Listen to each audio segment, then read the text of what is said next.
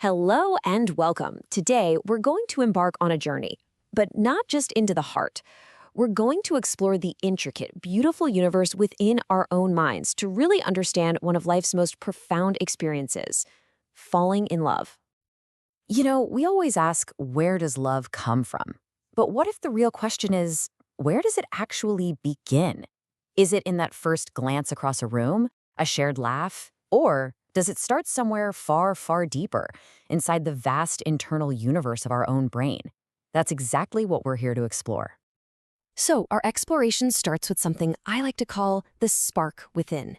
And this is where we need to kind of reimagine the brain.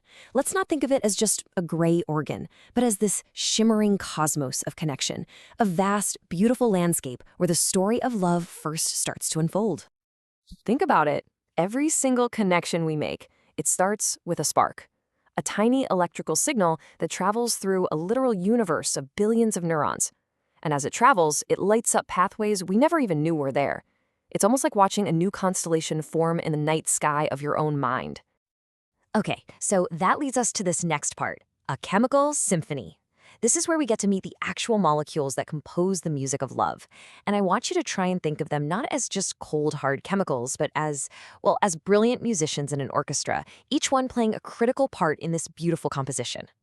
First up in our orchestra is dopamine. You can think of it as the molecule of motivation. This is our lead violinist playing this thrilling, energetic solo. It's what creates that intense focus on another person, that feeling of pure euphoria. It's the chemical that kind of whispers in your ear, "This feels amazing," and it drives you to seek more and more of what feels so, so good. Next in our symphony is serotonin, the mood regulator. Now, what's really fascinating here is that when you're falling in love, your serotonin levels can actually drop. And that dip? That's precisely what leads to those obsessive, all-consuming thoughts. It's the reason you just can't get them out of your head, replaying every word, every single smile. And then, of course, we have oxytocin, the bonding hormone. This is the warm, steady rhythm section of our orchestra. It's often called the cuddle hormone, and for good reason. It's released through physical touch, and it fosters those profound feelings of intimacy, trust, and deep, secure attachment. It's the chemical that really helps turn attraction into a true connection. So the crucial point here is that this initial phase isn't just one single feeling. It's a potent and a very specific chemical cocktail. You've got the pleasure and reward from dopamine, the racing heart and alertness from norepinephrine, and those obsessive thoughts from the drop in serotonin. This powerful mix isn't random at all. It's basically designed to focus all our energy on one person. It's a biological mechanism to kickstart the whole process. And this chemical flood, it leads us perfectly to our next section, a world rewired. Because falling in love, it isn't just some fleeting feeling. It's a fundamental rewiring of your brain's priorities. It literally changes your focus and your entire perception of the world around you. It all happens like this beautiful chain reaction. It can start with a really simple sensory cue, seeing a face or hearing a voice. That instantly triggers the brain's reward center. And then, a flood of that euphoric dopamine is released. And just like that, a profound feeling of bliss and motivation just begins. It's this immense internal cascade started by one simple trigger. And this just illustrates perfectly how different this state is from our other relationships. I mean, look at the brain on love. You have this singular focus, your motivation is heightened, we tend to idealize our partner, and our critical judgment can even be a bit diminished. Now, compare that to the brain in friendship. It's a broader social focus, a more balanced perspective, calm affection, rational assessment. The neurological signature is completely, totally distinct. This whole rewiring process creates what can only be described as a beautiful, peaceful confusion. It's that feeling when the rest of the world just seems to fade into the background. Your entire universe narrows, and suddenly a single person becomes the center of everything. And that's not just poetry. That's your brain's new chemical reality. But of course, that intense, fiery phase, it doesn't last forever. Our brain then builds what we'll call the bridge to attachment. And this takes us from that brilliant fire of early passion to the steady, enduring warmth of deep connection. It's a different kind of love, and it has a whole different chemical signature. This timeline really shows how that journey unfolds.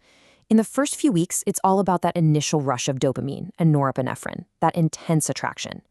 Then, as you move into the first few months, serotonin levels begin to stabilize, and that obsession starts to calm down. And then, over time, oxytocin and another key hormone, vasopressin, they take the lead. They become the architects of deep attachment and calm. Now, what's really interesting here is we can see the distinct jobs of these architects of attachment. Oxytocin, as we've met, is what fosters that feeling of intimacy and security. And then there's vasopressin, its close partner. This hormone is linked to long-term partnership and protective instincts. You can almost think of it as the chemical of deep commitment. Together, they build the very foundation for loyalty and a lasting bond. All of this brings us to a final thought, a beautiful science. It's about understanding the mechanics of love without losing any of the magic, without losing the mystery. In fact, seeing the processes behind it can somehow make it all feel even more profound. Just think about this for a second. 12. That's the number of distinct brain areas that all work together in perfect tandem all at once, just to create the single unified sensation that we call love. It's not one little spot in the brain. It's a whole brain experience. It's this incredible network-wide event. Which really leads us to this idea. To understand the neurobiology of love is not to reduce it to mere chemicals. It is to appreciate the elegance of the orchestra playing the most beautiful song. The science doesn't take away from the art of it all. It just reveals the breathtaking skill of the composer. So, I'll leave you with this final thought to ponder. If this is the intricate, beautiful science of our brain, then what is the poetry of our heart? Thank you for joining me on this journey.